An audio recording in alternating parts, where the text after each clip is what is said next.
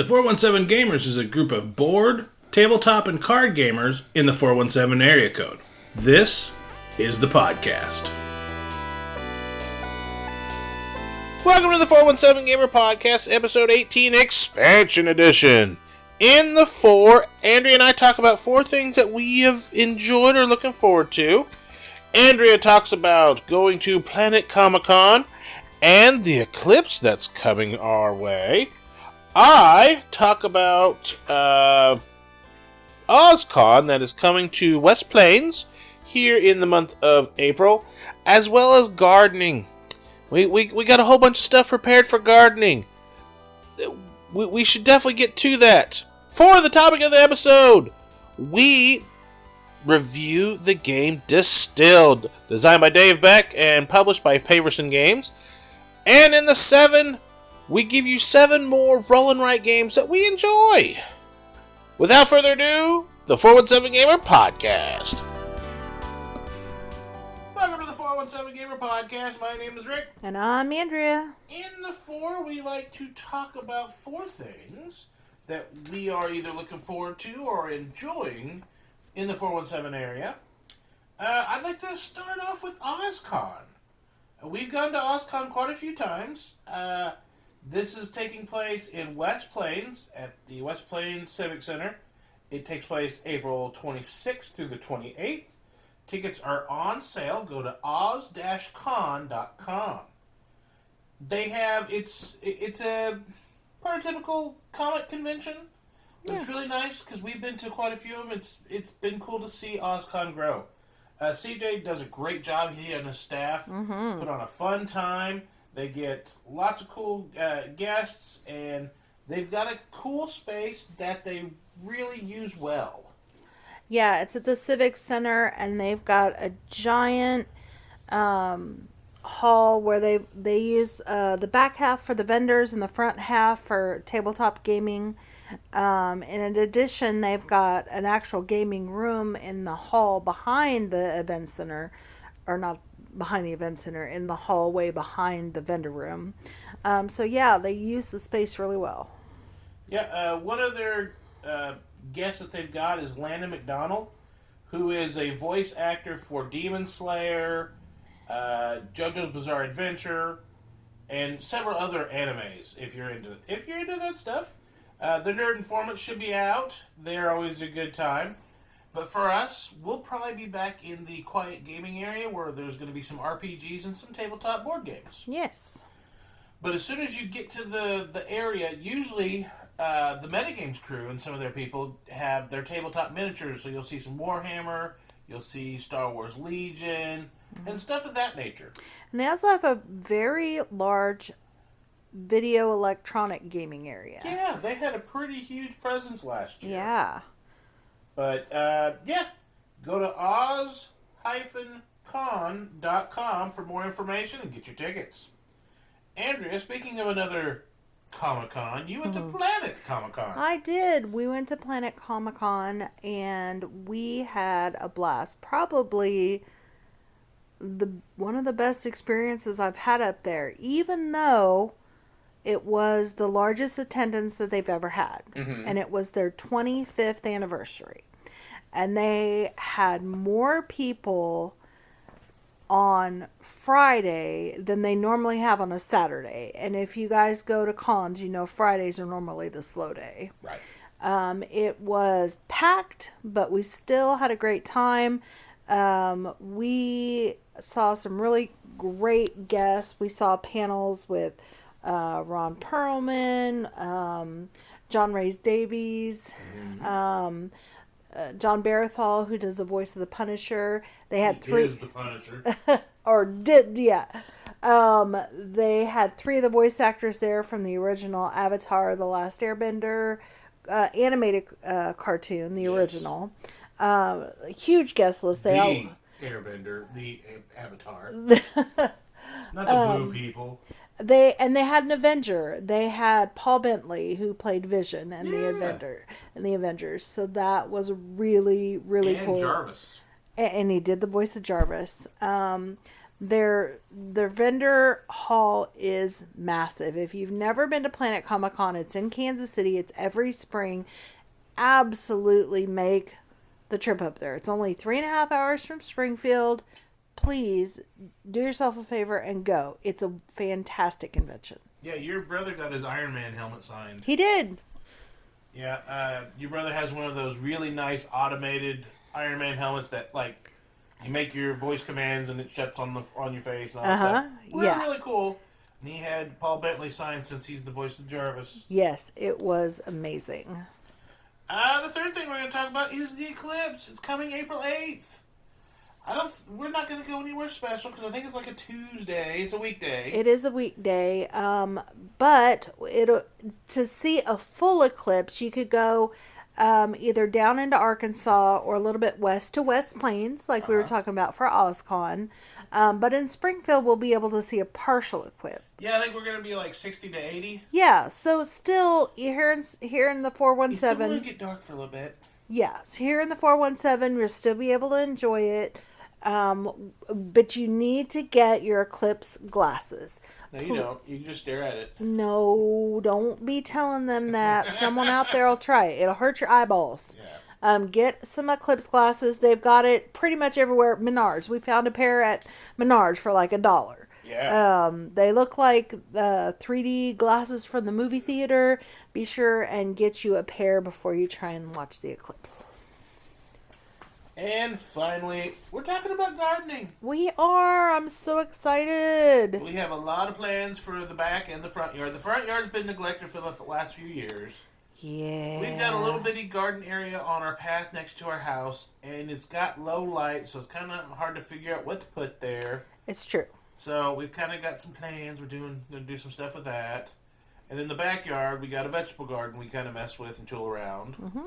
And last year, we had some creeping ivies that strangled the heck out of our plants. Yeah. We've never had that before. We hadn't, and we don't know where it came from, and we tried to print it back as much as we could and try to find the source and eradicate it, and we're going to find out this year if we got to it. That's right. But now we got, we're going to try and get us some broccolis going, some carrots. I'd like to do some climbing beans, green beans. Yep. Squash, and later in the later part of the spring, we'll bring in some peppers. I do like my bell peppers. And Me too. The jalapeno peppers. And the Anaheim peppers. Uh-huh. And the poblano peppers. I like peppers. Till they get too hot. Roasted peppers, boiled peppers, baked peppers, fried peppers, grilled peppers. Yeah. Yeah, when you learn how to cook some of the peppers, because the Anaheim, it tastes like, not too far from a bell pepper, but I think it's bitter when it's not cooked properly. Yeah. But when we learn from some of the, our Latinos in Springfield, that you throw it on your grill and char the skin of it and scrape off the char bits, it's sweet. And you can chop it up in strips and throw it with your steak or your fajitas or just eat it by itself. Delicious. Homegrown vegetables hit different. They do. So those are the 4 things we are looking forward to or enjoyed in the area. Let's go on to the one topic of the show. Let's do it.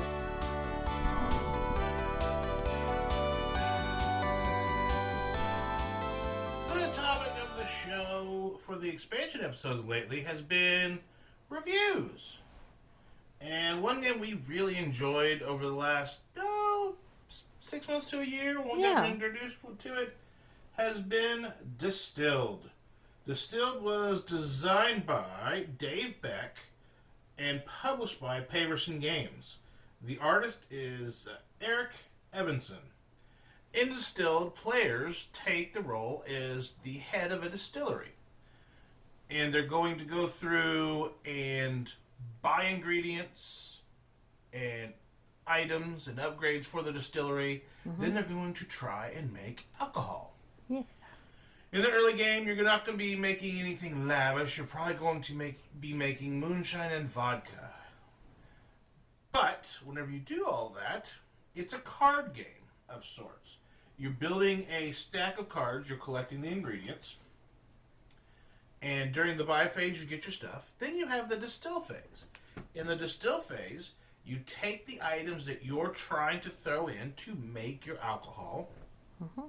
For every sugar that you have in your alcohol recipe, you get to put in a card that says alcohol. Once you have all those cards, you shuffle them up, and you take the very top card of your stack and the bottom card of your stack, and you discard them. Because those, thematically, whenever they're distilling alcohol, they take off the top and the bottom. You don't drink you don't drink the sediment, the backwash, and you also don't drink the very top of it. You skim the top of it and throw it out. So that kind of thematically it's cool, but it can be frustrating. But after that, you find out if all the ingredients are still in there from what your recipe needed. So moonshine just needs yeast and water. Vodka needs a sugar, yeast, and water. And then all your other recipes have specifics. Some might need fruit sugars, some might need plant sugars or grain sugars. Some have to be stored in specific type of barrels, wooden barrels or clay barrels. Mm-hmm. And some just need to be brewed, put in a metal barrel, and sold. So you have the still phase, then you have your your sell phase. If you can, you sell it. And as long as there is a label for your alcohol, you get to take the label and put it at the top of your player board and get a bonus. However, some, like we said, the alcohols have to be put in a barrel and might have to be aged. Whiskey has to be aged. Mm-hmm. Brandy has to be aged. What you have to do instead, you have to bypass the sell phase and you go into an aging phase where all the ingredients you had, you put underneath your containing material, whether it be a barrel or a jar, and you put it in your warehouse. And every player warehouse has up to 2 spots for aging alcohols. Mm-hmm. Game plays over 7 rounds, so you may want to make more aged alcohols. So if you want to put in an aged alcohol, but you already have 2 spots, you're going to have to sell one of those out. Well, you have 7 rounds, but it's pretty much impossible for the first round or 2 to make anything besides moonshine and vodka. You just can't afford the ingredients. Yeah. Not unless there's some variants that we didn't get into. Now, there are some upgrade cards that you can buy, some equipment upgrades or some specialist individuals that you can add to your warehouse. Yep. That let you do extra things, might make some things less expensive, might give you a starting resource every round. And those are fantastic, but they're expensive. They're like $5 and $6, and if you make moonshine, you only get like $1 or $2. So it takes you a while to build up your bank to be able to afford those. So after 7 rounds, once you've sold all your alcohols and gained all your points for them, whoever has the most points is the best distiller in the area. Really enjoyed this game. So when we're reviewing games, we're probably going to stick to the games that we really enjoyed. I don't want to be a negative person, and we're going to nitpick some of the games that we like. And, sure. Some of the grades that we have are like surprising because we are trying to, the hobby's expensive. And if you're looking to drop, I think this game might be like an $80, $90 MSRP game. I got lucky and I got our copy on the used shelf. And a friendly local game store. Yeah. So I think I still ended up paying $87.47 is what it's going for on Amazon. So it's not an inexpensive game. However, I think we would have picked it up once it came back into print if we didn't see it pop up on the used shelf because we like it that much. So we're kind of spoiling a little bit of it. However, when we grade these games, we go through 5 criteria. We look at presentation. How does it look on the shelf and how does it sell itself? As well as how does it look on the table while you're playing? It's true. The second one is components and rule books. So you're looking at arts, how nice are the items, do the cards have a good finish or do they start ripping and tearing? Also, how good or bad is that rulebook. A bad rulebook can really hamper. Oh, yeah, for sure. Gameplay. What is the gameplay? Do you like it? Does it lend itself to wanting to explore it more? And does it make sense for the game that you're playing? The theme. Is the theme just kind of there, pasted on, or does the game make you feel like you're in the midst of whatever it's trying to convey? And then the it factor. How much do we want to get this game back to the table? Mm-hmm. We add all those up. We divide by the possible points. For this one, we grade each one out of 5. So possible points would be 25. And we get our final score. Mm-hmm. Which brings us to presentation, Andrea. What do you think about the box art on Distilled? It's nothing that wows me, but it is a pretty hefty box. Yes. It's heavy, it's thick. I think I'd give it 4.25. You give it 4.25. I mean, you can tell just by looking at the box that there's a hefty game in there. Yeah, and so it's the box and also how it looks on the table. Mm-hmm.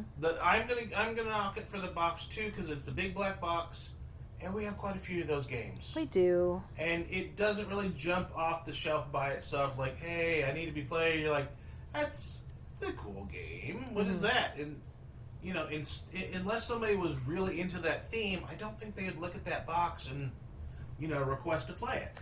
Yeah. But as far as it on the table, the boards are nice, thick player boards. The score pieces, I have a quibble once we get to components. But as far as the presentations, the player counter pieces for points, they're nice chunky wood blocks. They are. So like one looks like a whiskey decanter, another one kind of looks like a wine bottle of sorts. Another one kind of looks like a steel stack. So they look cool as they're going across the board. And the cards have cool art. So when people are walking by, you see a Star of Anise, you see grapes, you see a pig bottle, you see, there's some cool art there. So I'm going to give it a 4.25 as well. The only thing I'm going to knock it's in a big black box. I don't know.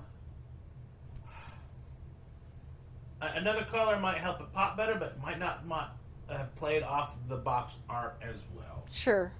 That brings us to the components. Card quality is great. I said it, the player boards are nice, thick player boards. The scoreboard sits off to the side. It's my one little quibble. I do wish the point counters are big, and if you play with more than 3 players, it's hard to get all the player pieces on one score, because your first couple rounds, everybody's going to be bunched up in the scores. Yeah, that's true. Once you start making alcohol, people start diversifying what they're going after. Mm-hmm. Then you're going to start have some separation in points, and it's not going to be such a pain in the butt. But your first 2 or 3 rounds, there's it's right there. Right. The rule book is decent. I feel like I kind of wish it would have went through the process, the turns, the phases. Mm-hmm. And I did not read the they have a quick start rule book, and I probably should have read that first. I read the big rule book. The big rule book, I'm kind of nodding off a little bit, and it's explained in there, but it's definitely not my favorite rule book that I've gone through. Yeah. So components rule book, I'm at a flat 4. I'm going to drop it down to a 3.75 because a couple of things. One, all of the cards. It's basically a card set collection. Yeah. And on the cards at the bottom, small print. You hated that. I had to hand you a couple cards. Be like, even with my reading glasses on, I was like, I can't read what this says. Yeah. Same with every player gets their own special house brand alcohol that only they can make, and you have to have one special ingredient to be able to make that alcohol. And the little tile that you get for that, everything printed on there is so tiny, it is so hard to read. Yeah. So I know this makes me sound like I'm very old and crotchety, but Come on, print a little bit bigger. Yeah, instead of 3-point font, put it like an 8. Give us an 8. No, it doesn't have to be an 8, but I need to be able to read it. Understood. That brings us to gameplay, and I think this is probably where we're going to score it the highest. I think so. Basically, the first round in the buy phase, everybody's drafting. You have your monies. You have standard ingredients everybody can buy up to 2 of. However, your player power might dictate differently. And then as you go through, then you have 3 rows of cards. You have items, which include storage barrels, bottles to bottle up your liquor and get better points or money from sales. Then you have ingredients, so you'll have your fruit, your plants, you'll have various other things, mainly your sugars that are going to go into the alcohol, ingredients.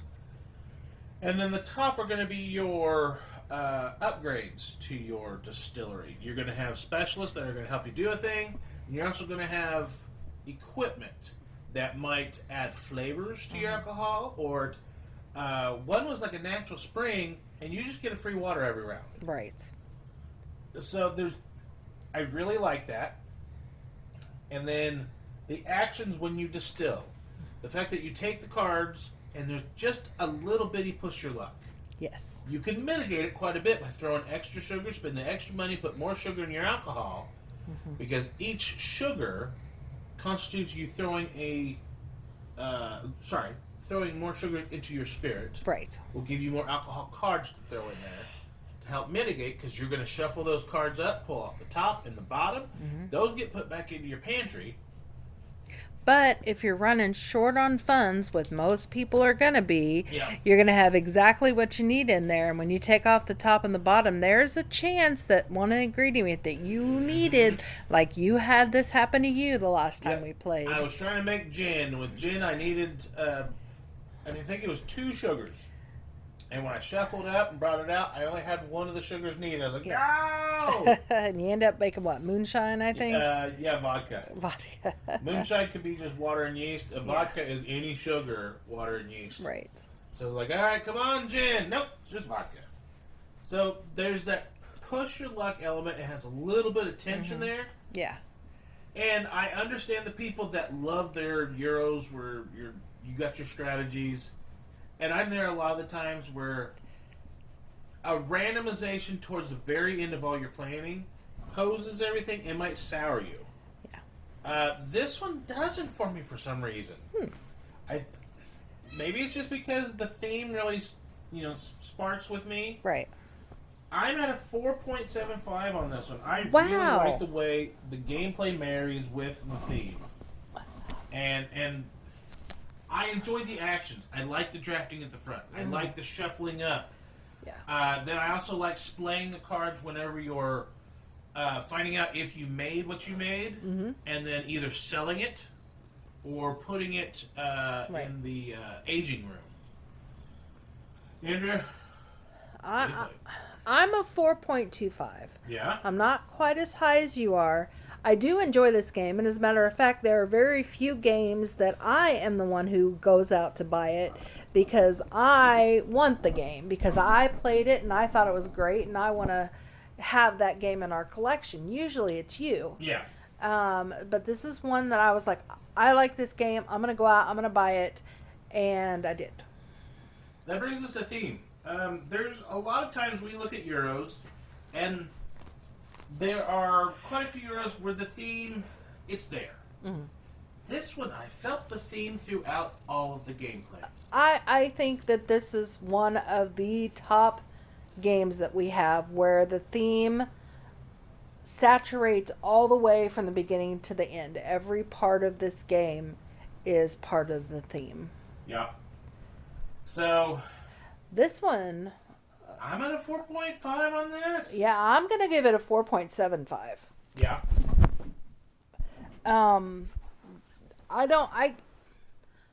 Other than something like Ark Nova, where you're building a zoo, I can't think of many games that we have that are less All your actions themed. are tied to the theme, and it feels like something you're doing. Yeah. And the rule books give you the reason as to why you're doing it thematically. Yes. And even if you're not familiar with board games, if you say, You're building an alcohol, you need these ingredients, you're going to put it in this barrel and this bottle, and it all makes sense. Yeah. So you're at a 4.75, I'm at a 4.5. Mm-hmm. We get to Ed Factor. How much do you really want to play this game? And this is where it's going to go down a little bit for me. Because it depends. This game plays 1 to 5.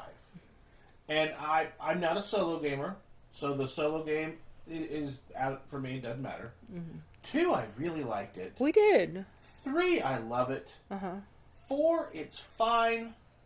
And I never want to play this at 5. Yeah. There's so much downtime when you're doing the buy phase. Right.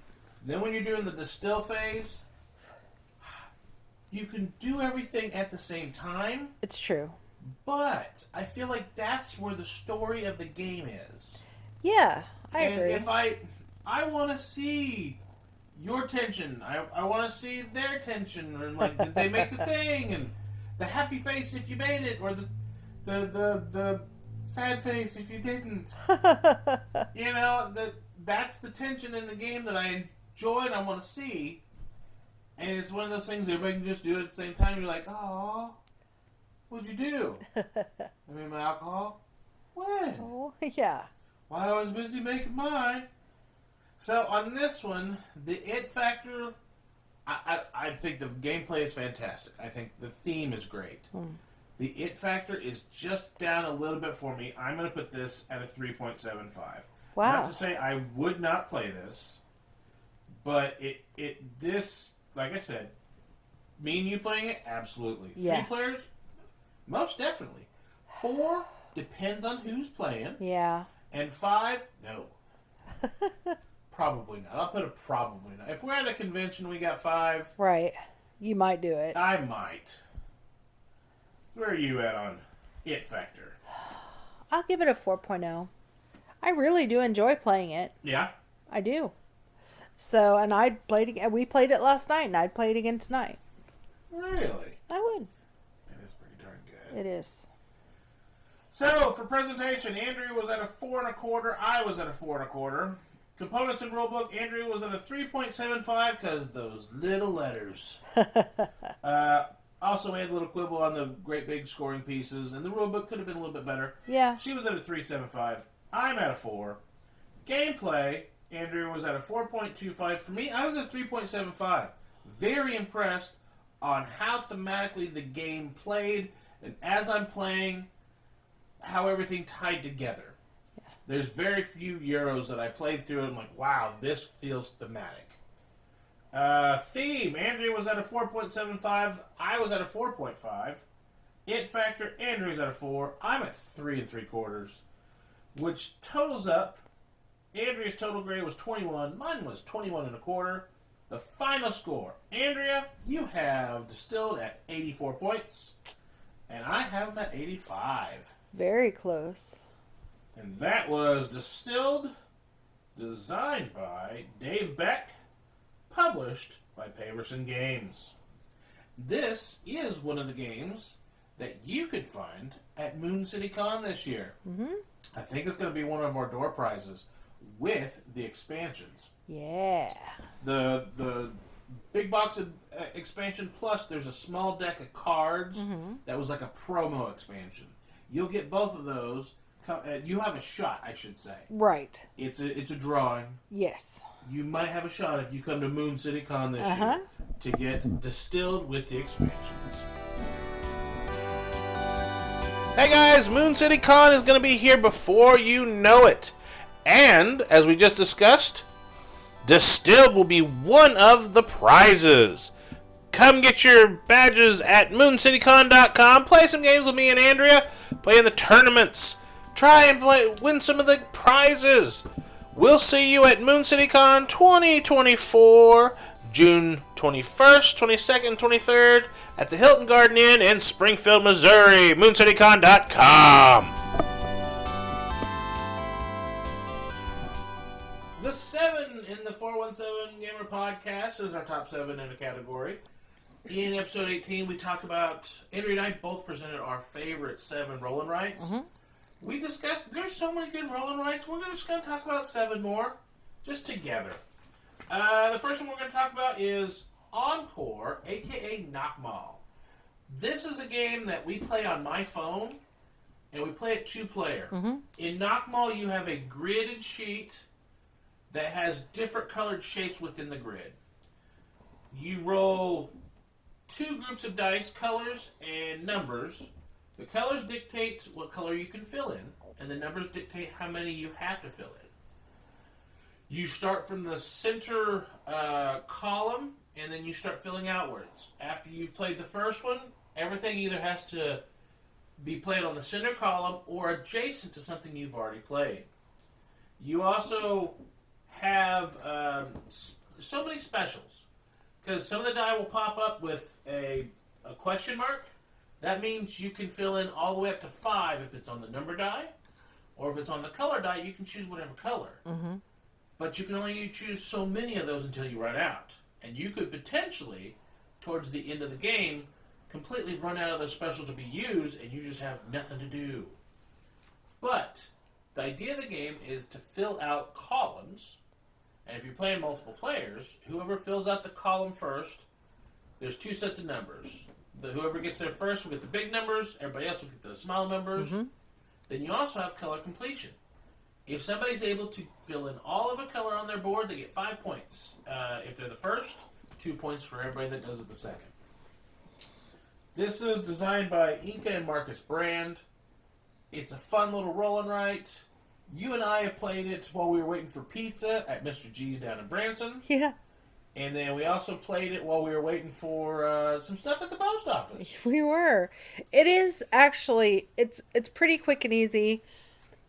It's a nice, like you said, we've got 5 minutes to kill. Let's pull this game up on your phone and play each other. I really like it. One I really like that you have not played, and we'll go for the second game we're going to talk about, is Quicks. Quicks is designed by Stefan Bendorf, and it's been published by several different companies. Who is that?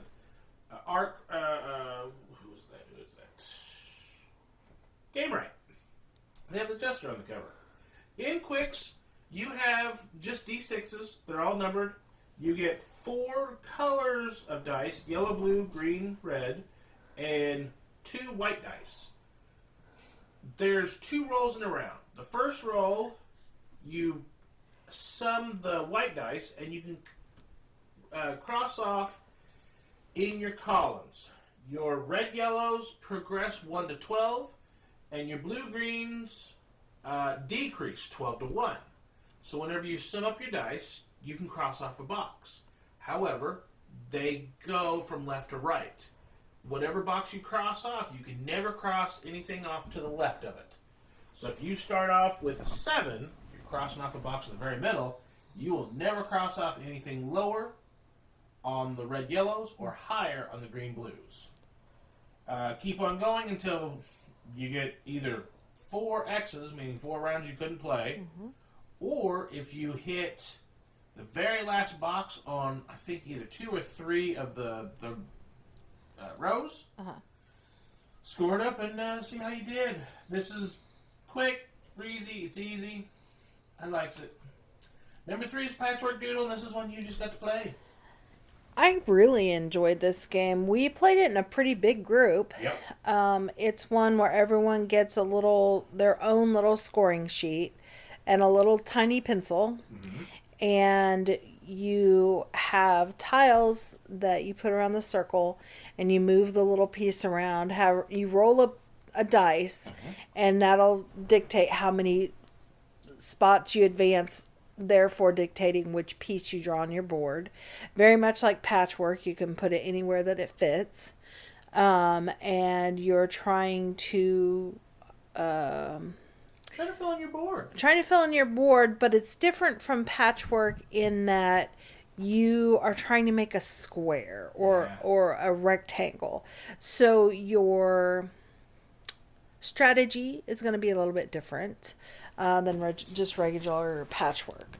But I really enjoyed it. We all playing it in a big group. Normal Patchwork is just 2-player. Right. So that was another, bonus. So you get to get your Patchwork fix in. Yeah. But you can have a large group. So might be a good tournament game to think about, maybe for Moon City. This is published by Lookout Games, designed by Uwe Rosenberg. And absolutely, enjoyed the game. It still has the feel and the spirit of Patchwork in it. But like you said, you can play multiple players, and we really enjoyed it. It plays 1 to 6. The next game we're going to talk about, number 4, Big Dig. So Big Dig is a flip and fill, and it's kind of like their homage to Dig Dug. On your turn, you're going to flip over a card that has a shape.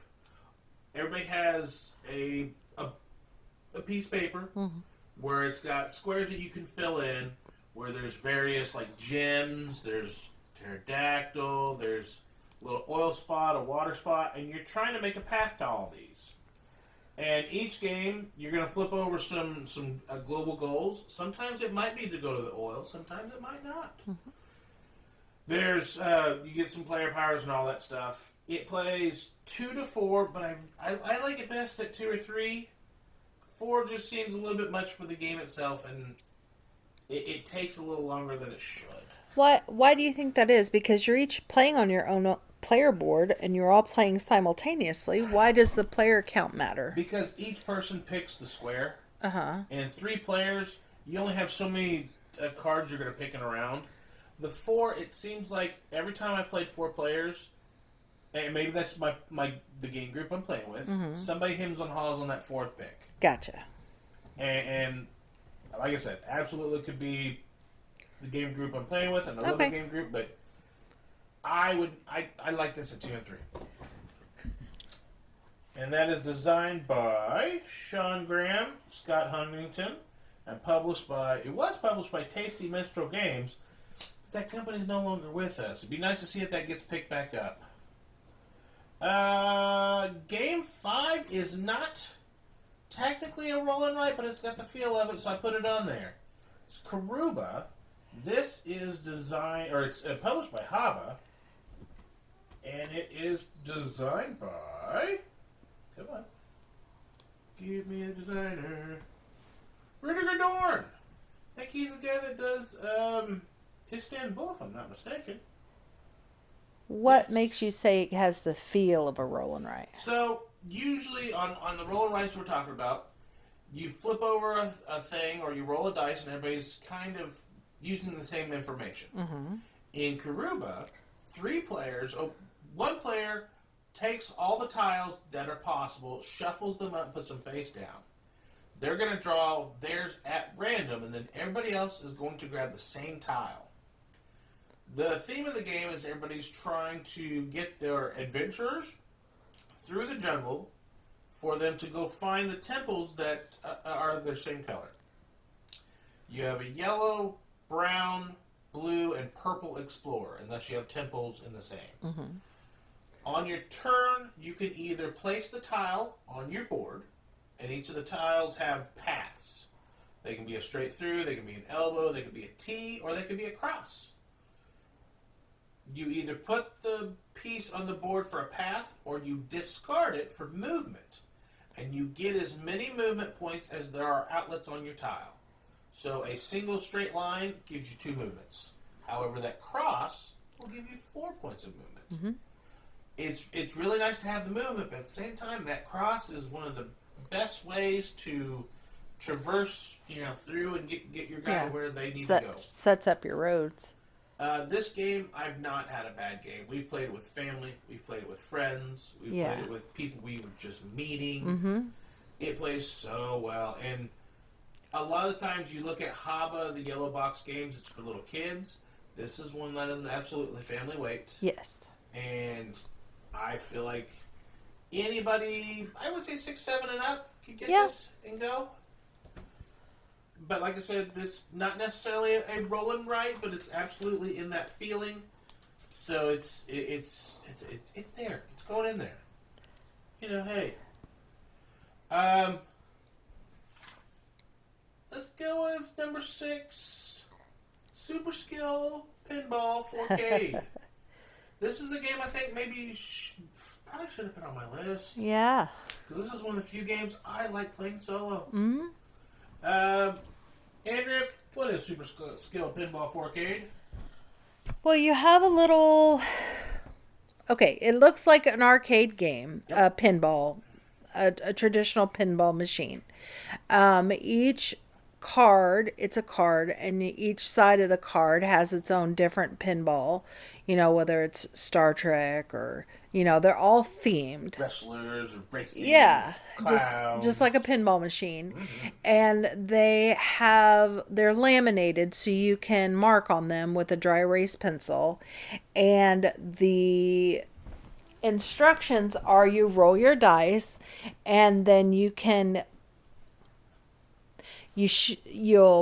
pull your stopper back and shoot your ball, and wherever it dings or hits is dependent on whatever you rolled from the dice.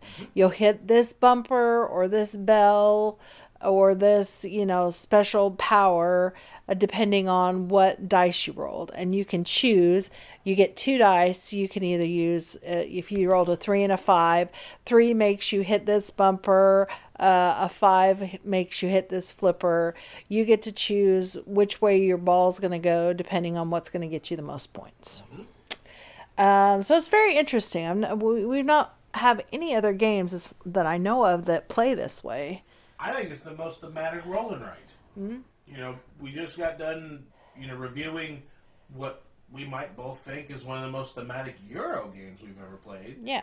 Super Skill Pinball 4K is one of the most thematic roll and writes. When you roll the dice, you're hoping for certain things because you need those dice to hit in certain spots of the game so you can hit the bell, the bumper, the flipper.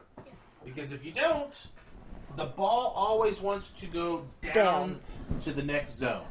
And if none of those numbers are there, it has to fall again. Until it finds one of the numbers that is valid, that's a valid play on your board. And if there's not any, you lose the ball and you get 3. Yeah. And then there's also, there's ramps that you're trying to go on and do different, you know, setups. And if you get like combinations of once you hit every bumper on the side, you can act bonuses. One of the bonuses is multi-ball. Yeah. And then at multi-ball, you got 2 balls going at the same time. but you also only have Same number of dice. exactly. So both dice are going to be used. So Yes. you have to be very judicious on what ball uses what die Right. when. And, you know, you might have an open table like, oh, this is the perfect time for me to get my multi-ball. And then you're just like, you know, two or 3 shots later, you're like, I lost it. It's Which gone. is very indicative on how I play pinball. Let's see here. The very last roll and writes. Number 7. Number 7. Is there anything that you can think of? Because I've got one that you haven't played. What's that? It's Castles of Burgundy, the dice game. And I don't think you've played this one. I have not played that one. And how many times? You've only played it once. No, I played it quite a few Oh, times. have you? When I originally got this back in 2017, I played this quite a few times. Did you? But then it went in my plastic case of games, and I got 3 of those plastic cases. And I love popping them out and playing several games in a night. Mm-hmm. But then I close them, and they go back on the shelf for a month or 2. And then I grab another one out, and I go through it. So this is designed by... the original Castles of Burgundy is designed by Stefan Feld. And this brought in Christophe Toussaint, and they made this the dice game, which is a rolling, right? You're rolling dice, and you're filling in your little countryside, and you're trying to... Each different region scores in its own way. So you have your shipping routes, you have your churches, your mines, your countrysides, your farms. Each one scores for its different abilities, and then you also have clusters, you know, and what round did you finish them in? So if you have like a 1 cluster, or sorry, a 2 cluster, and you get it done in the first round, you get 4 points. But then in the second round, it only gets 3 points. The last round only gets 2. So the earlier you can get those clusters down, the more points they're worth. And you play 3 rounds. At the end of 3 rounds, whoever has the most points wins. It's one of those games where you get the combos. Kind of like we talked about That's Pretty Clever in that series. Yeah. Do the things, you get a bonus. Right. Well, you could do a bonus that gets you a bonus that gets you a bonus. There's some of that in Castles of Burgundy, the dice game. Mm-hmm. So where you can get a bonus that gets you a mine, that gets you an additional thing, and then, gets you, you get your town that allows you a helper piece. But, no, Castles of Burgundy, the dice game is really good. There are quite a few roll and writes, and that's kind of where I got burnt out. Probably about 2018, 2019. Uh-huh. The same year that Silver and Gold came out. Because I put that on the back burner, and I was so burnt out on roll and writes, I didn't play it for about a year. Until 2019, whenever we went to BransonCon. Uh-huh. Right before pandemic hit us. No, 2020. 2020. That was the last BransonCon. Yes. Played Silver and Gold then, and I was like, wow, this is really darn good. And that was why Silver and Gold was in my top 7. Uh-huh.